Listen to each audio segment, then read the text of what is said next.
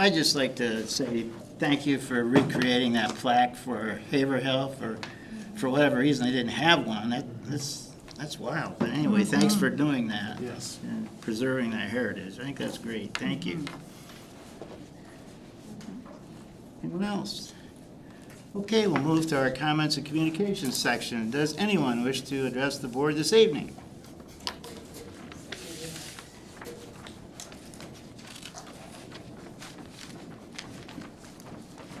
Thank you very much. We'll start with Sarah Knott. Hi, guys. Welcome, Sarah. Thank you. Okay, I printed it out this time. I'm so prepared. Actually, last time I was just struggling to read. I'm like, I'm in my late 30s and I can't do this anymore. I'm here on behalf of the PEA, as usual, in place of Kat Frank this evening to present to you some good news from around the district about students and teachers and various different activities. First, the Northern High School Michigan Youth and Government Delegation continued more than 23 years of success under the leadership of advisor Amber Dixon at the Lansing Conference, the state conference, earning 2 major honors, Best National Issues Forum Proposal and Best Model Judiciary Program Witness. I'm going to pretend I know what those are. The Model Judiciary team also achieved an impressive semifinal finish, placing 3rd in the state. In addition, 2 Northern students were elected as presiding officers for the 26-27 school year, and PN teacher Aaron Warfield was recognized for his 3rd year of service as an advisor. Congratulations also to Laura Huff at Central High, who has been named the recipient of the Accomplished Teacher Award for the 25-26 school year by Western Michigan University. She exemplifies innovation, compassion, and a deep commitment to student learning. Her passion is evident not only in her classroom, but also in her mentorship, her collaboration with fellow educators, and her advocacy for the teaching profession. Way to go, Laura. Continuing the congratulations in a similar vein here, James Carroll from Central High has been honored with the Outstanding High School Mentor Teacher Award for the 25-26 school year from Western Michigan University. His dedication to mentoring future science educators has made a lasting impact, with interns crediting him for strengthening their teaching skills, professional growth, and commitment to education. Awesome work, James. And just on a personal note, I just finished my 4th ever intern, and she is now interviewing at angling, which is a very fun feeling. So fingers crossed, whoever's watching, Melanie for angling. Mark Hageman from Haverhill has been elected as president-elect of the Michigan Music Education Association, serving music educators around the state in this capacity for the next 6 years. MMEA has a strong history of providing state and national advocacy and legislative support and outreach to pre-service, current, and retired Michigan music educators of all experience levels. We are fortunate to be able to call Mark our colleague and wish him well as he takes on this additional role for the state of Michigan. Little bit of a bias here. Normally Kat would be presenting this, and she's like a genius level science and math person. This means just as much coming from me, even though I'm a specials teacher. Recent data, in-district direct data, continue to show that specials are what bring kids to school. Full stop. So again, cheating because I'm the art teacher. Imagine I'm an IB science and math teacher. That's coming from that level. The PEA and PPS retirement ceremony is coming up on Thursday, May 21st from 5 to 7. If you're interested in attending, feel free to contact Brad Galen or Kat Frank. Friday, April 17th at Northern, the Econ Fair hosted over 55 businesses and raised $900. All revenue earned is going to charities, including a scholarship program for our European history trip. Sophomores also chose Kalamazoo Animal Rescue, the Clean Water Fund, and Love Without Boundaries to receive donations. Based on the Best in Show voting and staff deliberation, student groups were also awarded numerous prizes such as Best Looking Sales Area, Most Unique Product, Best Corporation, Best Sole Proprietorship, and Best Advertising. My personal favorite, the idea behind these is that they make small, very consumable items for sale. It's not actually valuable items. There was a tinfoil hat vendor this year. One of the kids just made tinfoil hats and had a sign that said "Protect yourself from your enemies" or whatever. So there were unironically teenagers wandering around the building all day wearing tinfoil hats, and it was really, really great. Lastly, as we're sure you're aware, our KRESA CTE teachers who work with our Portage Public students, all over our district here, are in contract negotiations with KRESA. We urge you to speak with members of the KRESA board, encouraging them to bargain in good faith and reach a fair and equitable agreement as soon as possible for the benefit of all of our students. It impacts our district a great deal. I have a statement here from the KRESA union presidents, and you'll notice that this is multiple different education associations from all over the county, and I hope I printed enough for everybody. I think I did. And for any questions with that, feel free to reach out to myself or to Catherine. Yeah, questions, concerns? Thank you, sir. And do we have a copy of your remarks? Yes, absolutely. I'll email it. Okay, good. Thank you. Good, thank you. Appreciate it, guys. Thank you for letting us share. Thanks, Sarah. Our next speaker is Ethan Winter, please. Welcome. Hi, folks. I appreciate the opportunity to address the board and Dr. Edwards. I spoke last month, if you recall, about the pending construction of the new Amberley Elementary and the impact to the neighbors and the neighborhood as a whole. I'm back today because today there still remains unanswered questions that I posed to this board last month, namely when the board became aware of the changes, or at least when the school placement was determined, how that was communicated to the community, how impact was gathered given the impact to green space, solicited, and ensure that community feedback was incorporated to the plans. I think it's on the tail end of good faith and transparency here being the key to all. I would argue genuinely and in good faith that these questions remaining outstanding to the neighborhood, who I can't speak on behalf of each individual, but I can tell you the general sentiment is not pleased and shell-shocked, a bit of a sucker punch. That said, I think it's vital that this transparency be out there around here's how we communicated, here's how it's good enough, and then develop a plan to ensure that we do not have this happen again. If the board has delegated the authority under the superintendent to oversee the community relations manager, who to date has not reached out to me, by the way, on these questions. So a little shocked that in the 30 days after I addressed this board that no attempt was made by the community relations manager to reach out to me, or any of my neighbors to my knowledge. But it is important that we always act in good faith, no matter what, whether it's union negotiation, whether it's community engagement, and daylight is the best disinfectant. So I tend to go with trust but verify, but it's been more than 30 days and I'm still wondering how the communication efforts were made and how this board is going to move forward with a community engagement process that reflects the 2023 study. And this was one of our weaknesses, was the community engagement and transparency. I'm curious how the board is going to address this for the long term. The damage has been done, and we acknowledge that the trees were removed preemptively to ensure that the threatened species that inhabited those trees didn't, prohibit the school. And then my last comment, and I'll step aside. I do take a bit of umbrage with the way that this board classified my comments as a choice between student achievement in a new school or trees. That is not at all my concern. It is the transparency and the manner in which this came about. So to present a fallacious argument, as unfortunately Dr. Edwards did when he paraphrased my comments, gives me serious pause and concern about whether this board is being a bit arrogant in its oversight of the operations area. And I appreciate your time. Thank you, Ethan. Yes. Your glasses, sir? Thank you. I have lost so many sunglasses. Okay, any comments this evening from board trustees, please?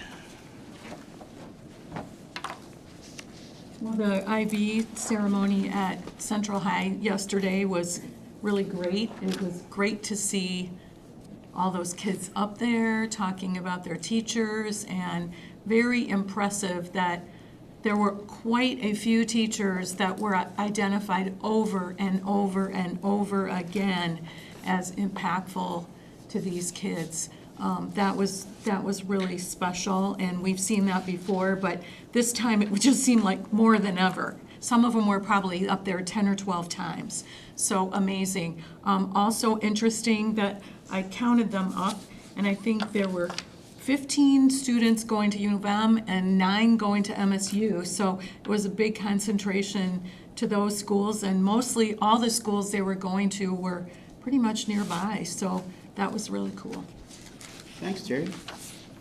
For those of you who weren't able to attend their programs at your places. Anyone else? Go ahead. Just adding on what Terry mentioned, and going through the list of teachers recognized yesterday. I mean, many, like high school teachers who those students have been with recently, but there were a number of teachers that went way back. Young fives. One identified a young fives teacher who's still with the district, and another one had a fifth grade teacher, and it's so cool to see that. Yeah, so that was a great event. And then, Johnny, thank you to you and your folks who put together the plaques. Of course, first thing is scanning the old plaques to see if there's anybody who I knew. And I knew Louis Boyer, Dr. Boyer, a veterinarian, a real good dude. So, yeah, he was on the board starting in the late 60s. Yeah. Yeah, I knew Dr. Vanderroost. He was my dentist. Good memories? We all knew Earl Wilkinson. Yeah, good memories, good memories. Yeah.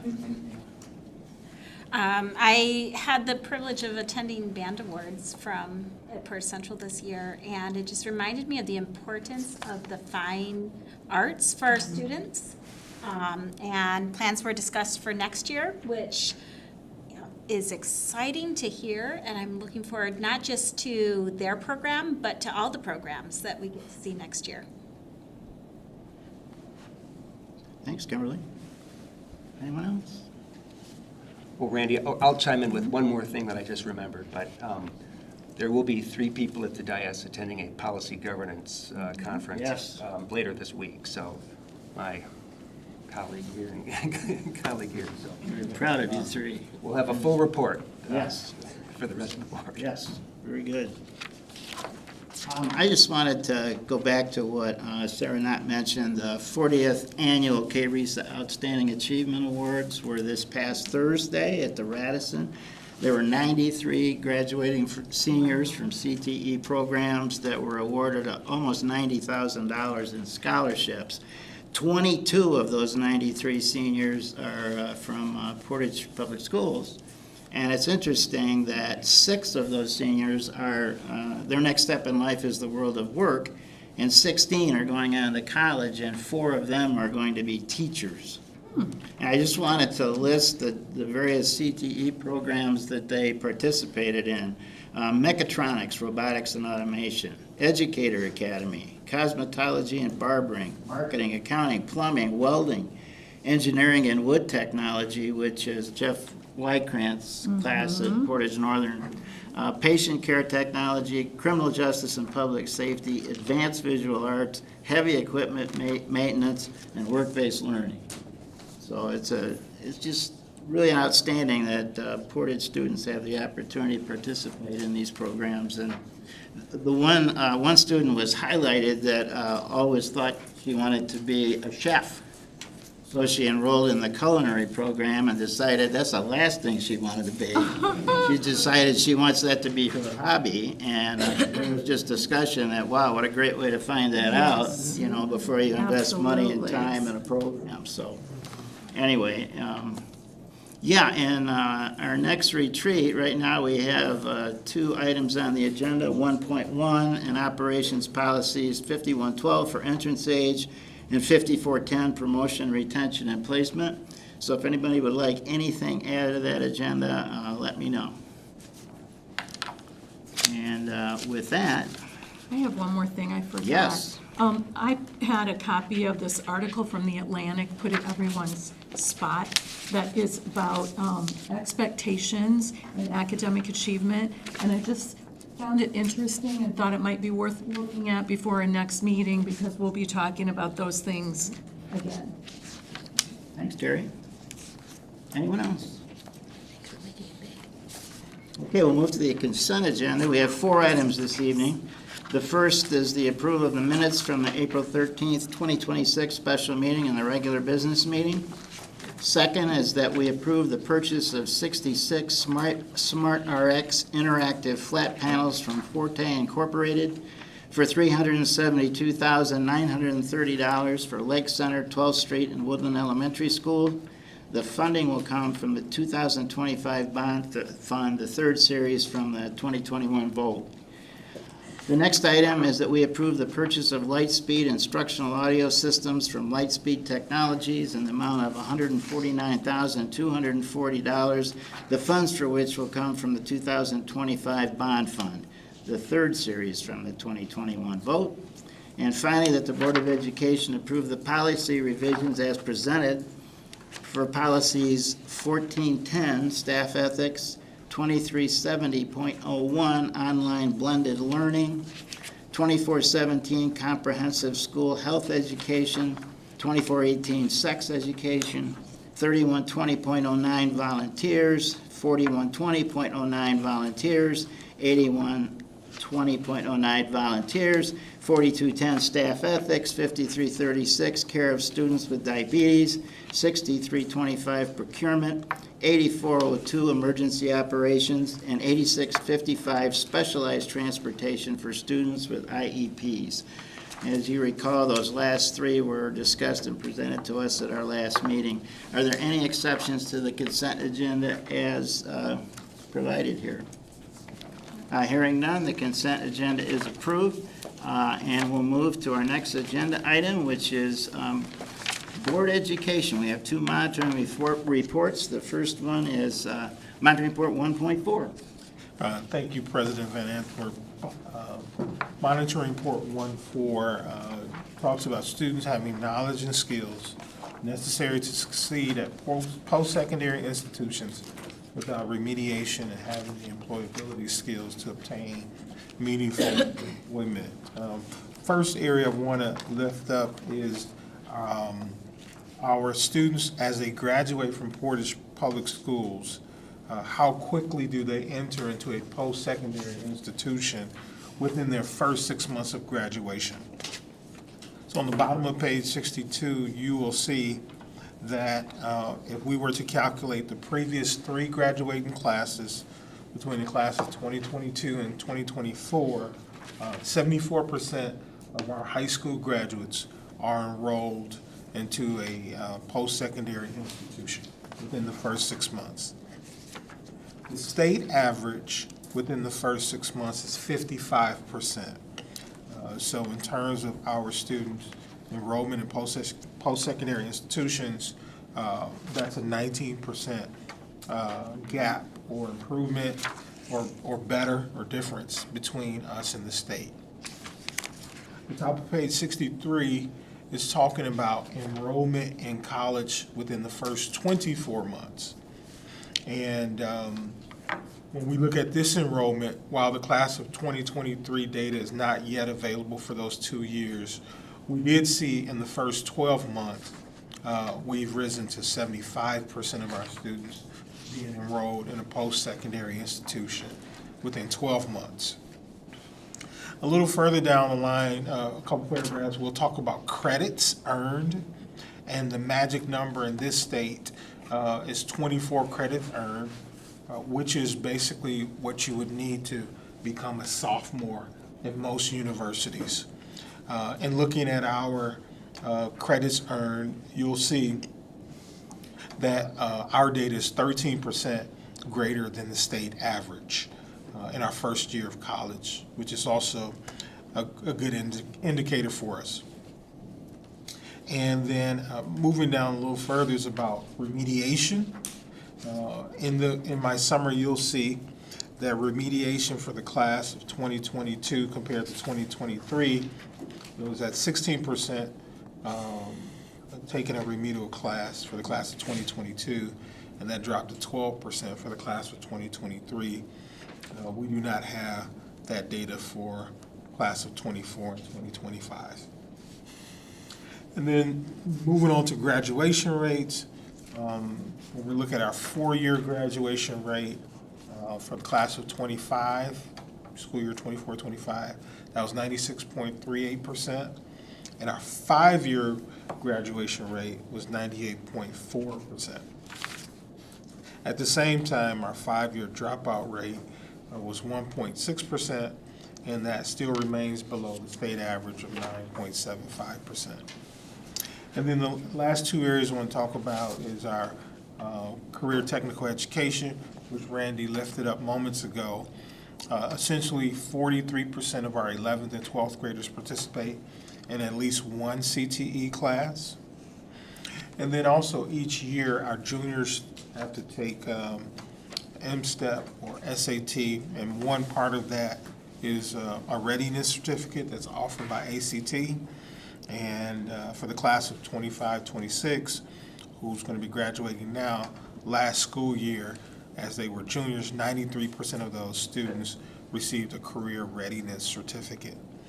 I believe that we've met the expectations for this monitoring report, and there's a host of graphs connected to this report that I kind of summarized for you, but I'll be happy to answer any questions you might have.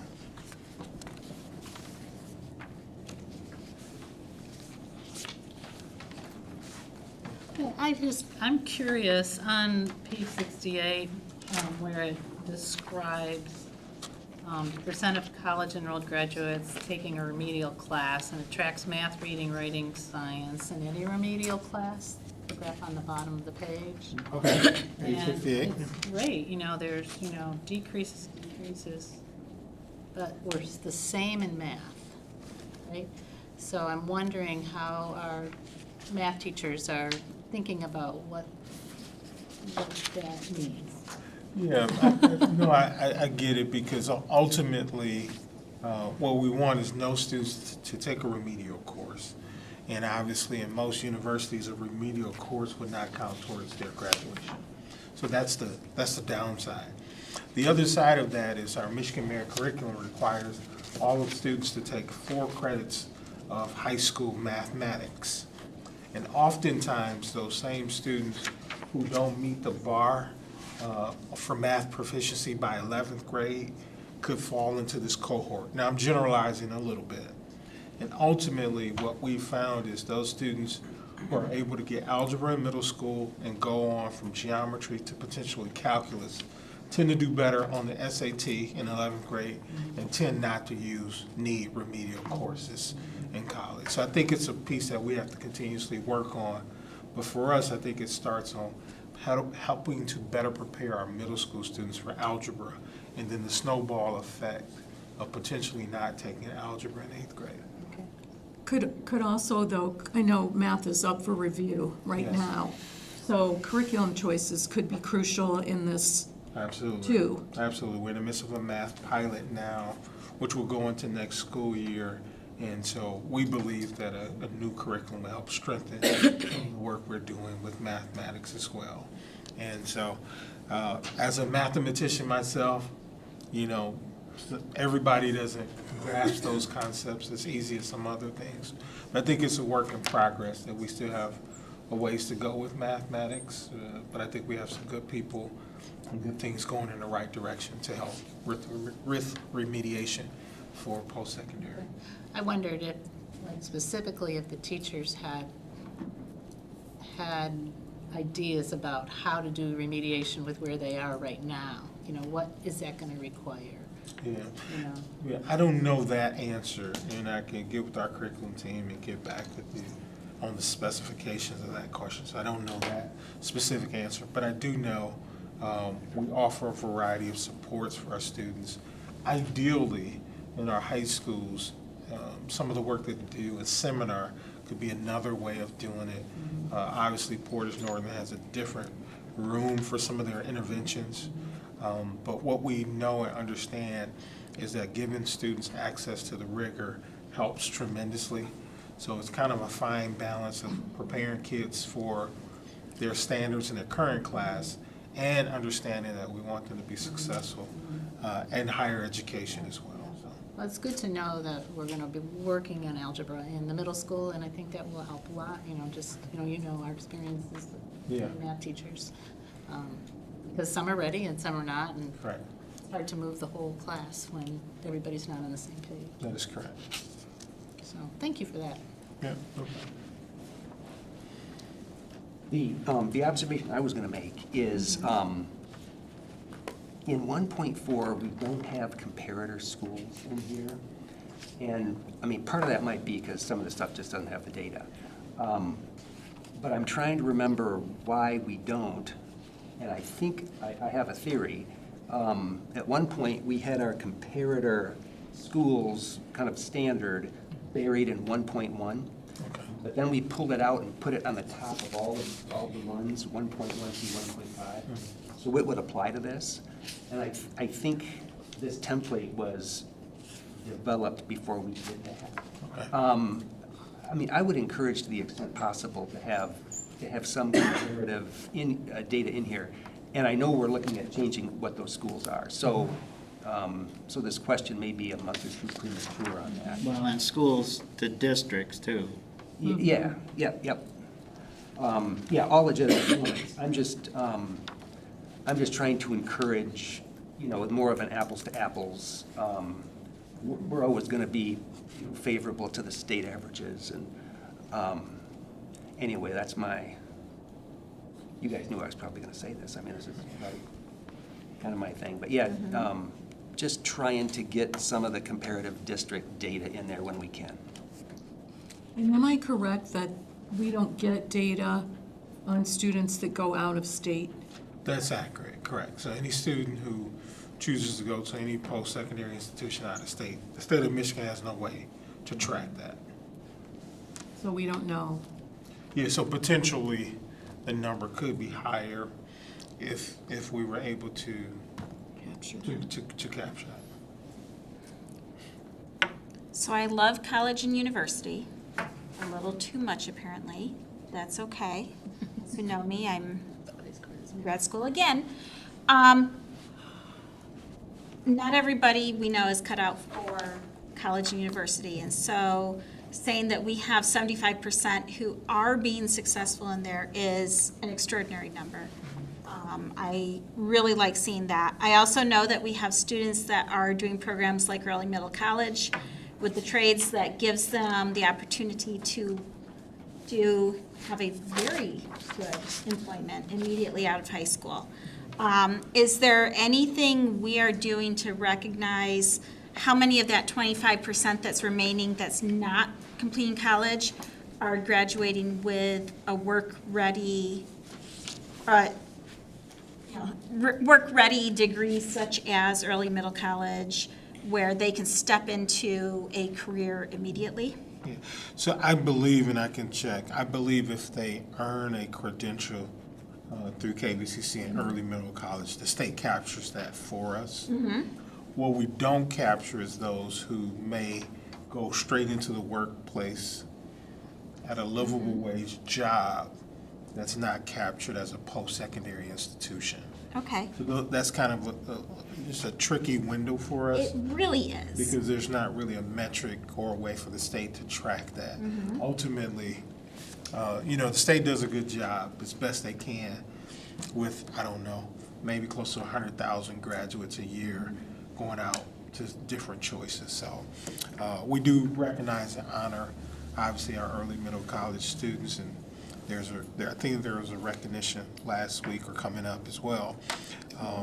But at the same time, those who may go right into the workforce are not captured in this data.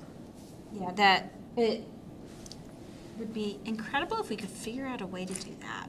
Just because that is such a way for students to show success without potential debt of college and so on. It's not the typical, perhaps, and yet it is such an excellent way to be successful, that since we are talking about post-graduation success, that would be pretty amazing if we could show something like that. Or Right. is early middle college included in that 75% then? So yeah, if they've earned a credential from the KVCC, that would be captured here. As part of this? As part of this data, yes, correct. Okay. What's not captured is out of state, and I don't believe military is also not captured here Okay. for those. And it's not like it's a lot of students in the military, but if a student go to the military, that may not be captured in the first 6 months. Okay. Or first 2 years, honestly. Thank you so much. Any other questions? Johnny, thanks for the report. Good to see that graduation number up. Yes. Where it is. That's a really important indicator of how well we're doing as a district, and it's good to see. Is there a motion to approve this report, please, on page 60? Mr. President, I move that the Board of Education accept monitoring report 1.4 ends as a reasonable interpretation and evidence of compliance with policy. Thanks, Mark. Is there a second? Second. Thank you. All those in favor of approving monitoring report 1.4, please say aye. Aye. Opposed? The motion passes. The monitoring report's approved. Our next monitoring report is monitoring report 2.11, executive limitation, long-term asset planning. All right. Before getting deep into the report, I just want to commend the board and previous boards for this area. Portage has done an outstanding job looking at long-term facility planning, which started, at the construction of a new Central High School, a renovated Northern High School, a new 12th Street and Lake Center. That was kind of like the phase one approach. The phase two, around 2014, 2015, included the new middle schools, North and Central Middle School, the renovated West Middle School, and then addressing our athletic spaces, including stadiums and auditoriums. And now we're in phase three of our construction, and this is the addressing of the elementary schools. So I want to acknowledge the fact that this started long before I got in the chair, but it also acknowledges the vision of the board. And so since last school year report, we've opened 2 new schools, Central and Haverhill. Those opened in August of 2025. We're near the halfway mark for Woodland Elementary School, which will open in 2027. This summer, we will break ground for the new Amberley Elementary School, which will open in fall of 2028. As the board is also aware, we're currently in the process of acquiring a new property for Anglin Road, which is adjacent to its current site. That allows our students to remain in the building while the new school is being constructed. We've already started engagement with the Anglin staff. Our goal is to begin construction in 2027 and open in the fall of 2029. So we'll have 3 new schools in 3 years, which is quite commendable. So that doesn't happen by accident.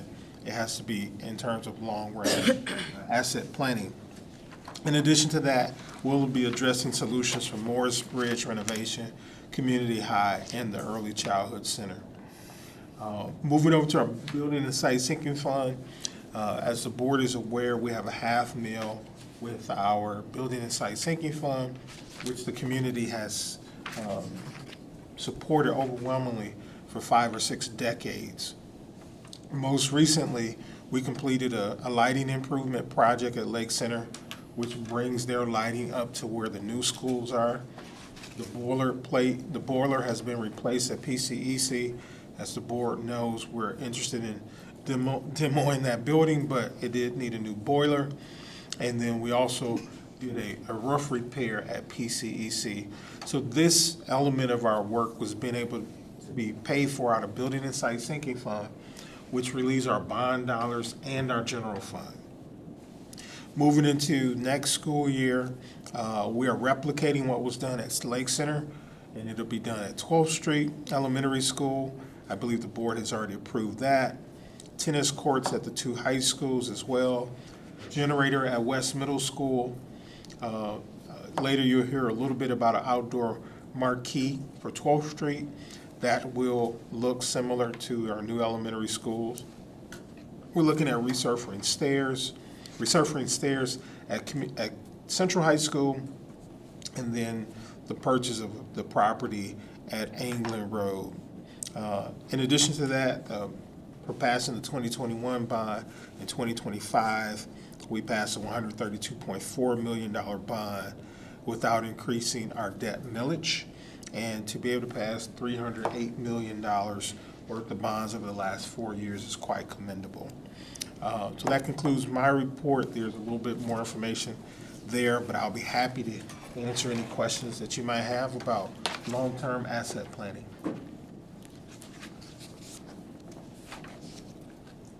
Well, the process has been quite a vision over the last 12 years.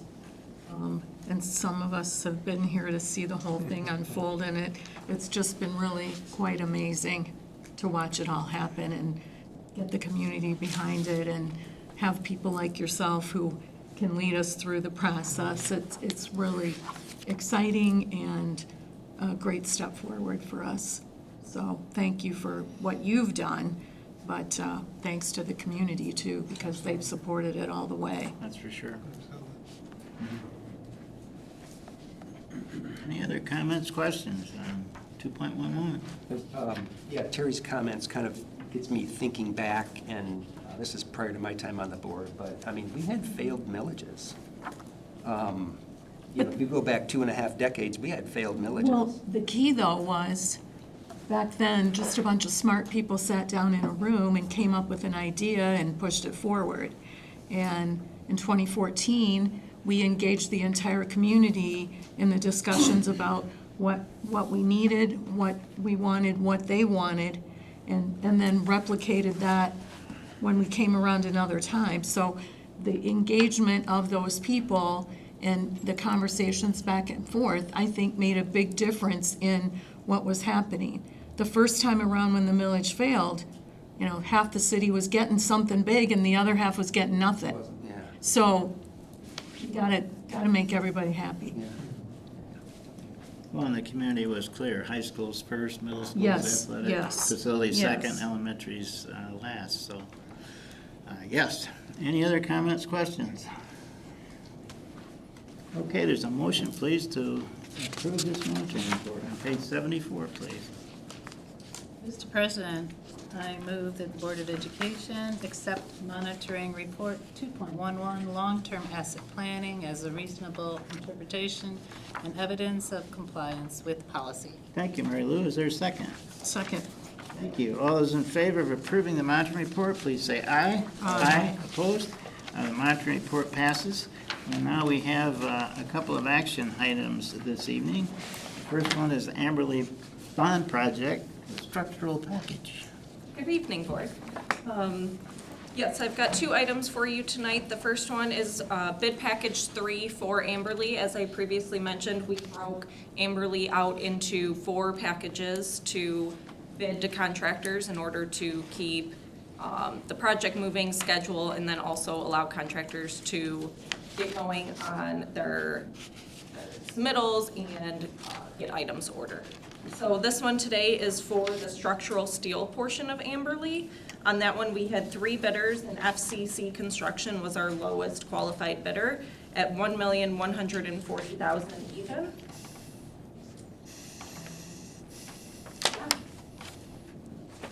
Pretty straightforward on that one yeah. Just for clarity, can you just give us a little detail of what a structural package is related to this? Like, what specifically is that? Yeah, so the structural steel package is going to be those large steel columns that you're seeing. It's going to be some of the decking for the roof. It's going to be the joists in between. So some of those larger steel items is what we're looking for here. Thank you. I knew the answer, I just wanted to. It's always good to Well, and we've been very supportive of steel over the years. We really have. Yes. Any questions? Well, so I'm curious, and always sweating it out with the steel market whenever we're doing this. What's your take? Is this a good time or is this a tight time and we're spending a little contingency on this, or is it okay? I mean, I'm not in the estimating department, Yeah. but we did come in where we were expecting to budget-wise, so no concerns on that portion. Okay, I think we should buy some steel. There's a motion, please, on page 85. Mr. President, I move that the Board of Education award a contract to FCC Construction in the amount of $1,140,000 for the provision and installation of structural steel at the new Amberley Elementary, the funding for which will come from the 2026 bond fund, the 4th series from the 2021 vote. Thank you, Terry. Is there a second? Second. Thank you, Mark. All those in favor of approving the structural steel package for Amberley, please say aye. Aye. Opposed? The motion passes, and the steel is on the way. Our next item is the monument sign for 12th Street. Yeah, so next up, as you mentioned, the monument sign for 12th Street Elementary. So this is gonna be very similar to what we have installed over at the new Central Elementary. We'll replace the existing sign, the LED, my understanding no longer operates as it should. So this would be for replacing that. We did get 3 bids for this item as well. Unfortunately, the low bidder did not have a complete bid and had to drop their number. So we went with the second bidder, which was Postuma Sign and Graphics out of Grand Rapids for a bid of $46,645.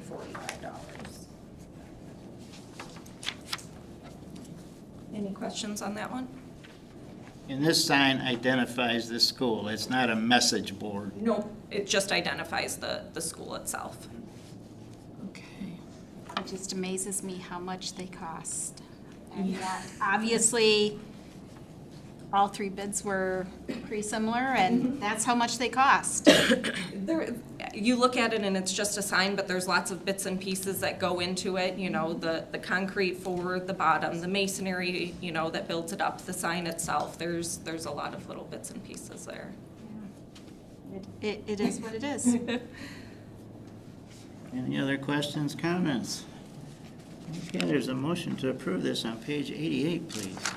Mr. President, I move that the Board of Education award a contract to Postuma Signs and Graphics of Grand Rapids, Michigan, in the amount of $46,645 for the construction of the new monument sign at 12th Street Elementary, funding for which will come from the 2019 Building and Site Sinking Fund. Thank you, Mark. Is there a second? Second. Thank you. All in favor of approving the 12th Street monument sign, please say aye. Aye. Aye. Opposed? The motion passes. The sign is approved. Thank you. Thank you. And we'll now move to our 3 discussion items that I believe involves Paula on all 3. Yes, Welcome to the podium. thank you. Good evening, Board of Ed and Superintendent Edwards. Included in your board packet is the KRESA 26-27 general fund budget. This is a formality that comes to the board every year. We received this budget from KRESA on April 24th. They have to get it to us before May 1st. We are required by law to bring it to the local boards for approval. However, we do not have involvement in putting together that budget, so we alter our resolution slightly to reference that, you know, we're passing this budget on the fact that we didn't have involvement in the budget. Any questions I can take back to KRESA? I mean, Scott Thomas included a memo about his budget and the highlights of the different areas for KRESA. So this is just an item for discussion to be approved at the next meeting.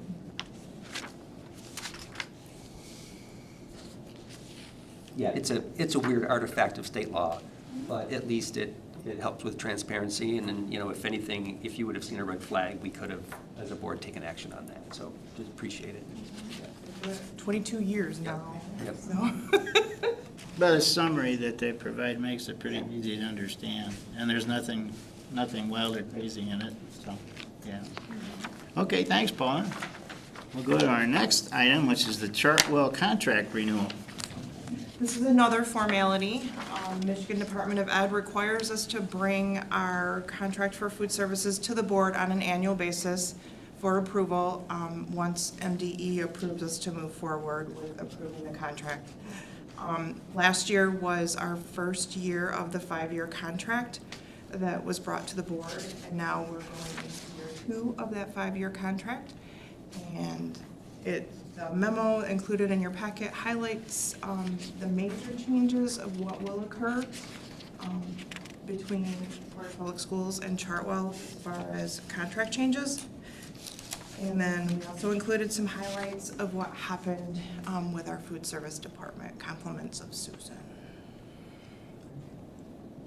This will be another item that we will ask for approval from the board at our next board meeting. Well, I just want to comment that it's amazing what we're able to do with the excess fund balance spend down. Did a lot of things, that's great.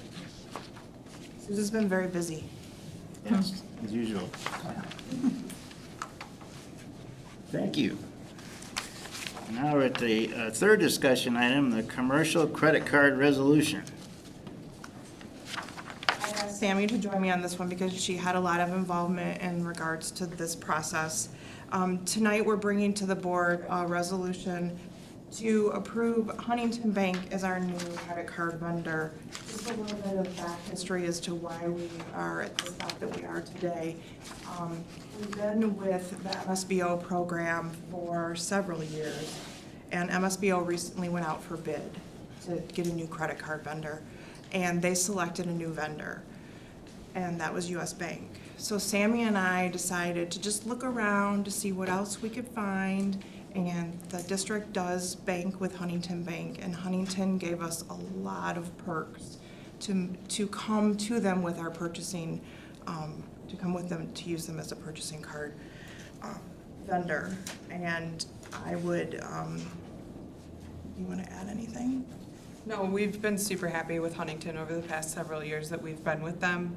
And our reps that we work with are fantastic, super diligent, quick to get back to us. So when this opportunity was presented to Paula and I kind of jokingly said in an email, I was like, well, you know, let's add, you know, we're switching purchase cards. Let's, you know, add this switch too. And he was like, well, he's like, have you ever considered Huntington? And Paula and I were like, nope, but let's consider it. And when that proposal came to us, Paula and I were pretty ecstatic with what was proposed to us, so we're excited to grow this relationship with Huntington. It gives us the opportunity to have everything under, you know, a one-stop shop portal for the district as far as banking-related activities for the purchasing card and our bank accounts, not all of our investment accounts, but also has some additional fraud protection built in with it, which is a plus. Just every which way we turned it was just a positive. So I realize that we brought this to you tonight as a discussion item. We are trying to attempt to make sure that we can have cards in hand as close as possible to the end of our fiscal year. I would like to have the board consider possibly moving it to an action item tonight, so that we have 2 extra weeks to get that much further. Will board members be receiving a card? I am happy to add you to our list that I started this evening. I actually think I already have you top of my list. I suspect if we received a card, it would have a $0 balance. Well, in that case, as long as we're getting cards too, Absolutely. seems like we could bring this to action. So, is the board okay with bringing this item to action this evening? Is there a motion, please, to bring this item to action? I move that we bring the commercial credit card resolution to action. Very quick, thank you. Second. Very quick, too. All those in favor of moving this item to action, please say aye. Aye. Opposed? The motion passes. It's now an action item. And can someone manufacture a motion based on the recommendation on page 103, please? Mr. President, I move that the Board of Education authorize the district to enter into an agreement with Huntington Bank to serve as the district's commercial card provider. Nice job. Is there a second? Second. Thank you. All those in favor of approving the resolution authorizing commercial credit card with Huntington Bank, please say aye. Aye. Opposed? The motion passes. Cards are on the way. Thank you. Right. Well, thank you. Yeah, yeah. And our next item of business is to move into closed session. There's a motion, please, on page 110. Mr. President, I move that the Board of Education move into closed session to discuss collective bargaining strategy as allowed under the Open Meetings Act 15.268, Section 8C. Thank you, Mary Lou. Is there a second? Second. Thank you. And this is a roll call vote, please, Barb. Mrs. Rohr? Yes. Mrs. Crawford? Yes. Mrs. Navaria? Yes. Mr. Van Antwerp? Yes. Mr. Snyder? Yes. Ms. Larson? Yes. Dr. Stevens? The motion passes, and we'll be moving into closed session. We're going to stay in this room, and it's likely we will be come out and take action after a closed session. Thank you. Tomorrow, because I'm surgery. And I'll be there from 6 a.m. I'll just Okay, sounds good. We've been thinking about running for the board.